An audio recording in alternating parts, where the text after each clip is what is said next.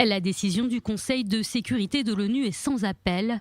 Les implantations israéliennes et la légalisation des avant-postes en Cisjordanie constituent une entrave à la paix. Une condamnation signée également par les États-Unis, les plus proches alliés d'Israël.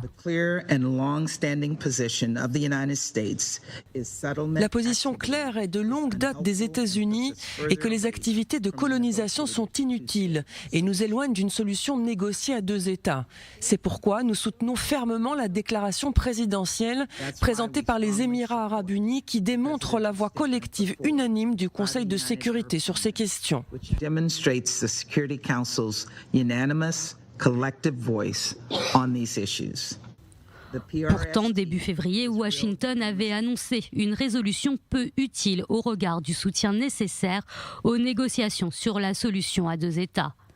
Le projet de résolution avait été retiré après des discussions entre Palestiniens et Américains.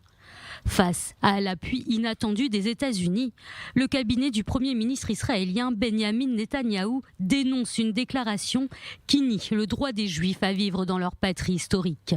La déclaration ferme les yeux sur le fait que l'autorité palestinienne subventionne le terrorisme et paie les familles des terroristes et minimise l'antisémitisme qui a conduit au meurtre de millions de Juifs. Cette déclaration n'aurait pas dû être faite et les États-Unis n'auraient pas dû s'y associer. En 2016, les États-Unis avaient refusé pour la première fois d'opposer leur droit de veto à l'ONU. Ils s'étaient abstenus lors d'un vote qui condamnait des projets d'implantation israélienne.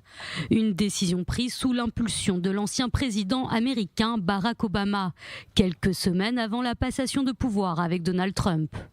Depuis 1979, Washington avait toujours soutenu Israël dans ce dossier.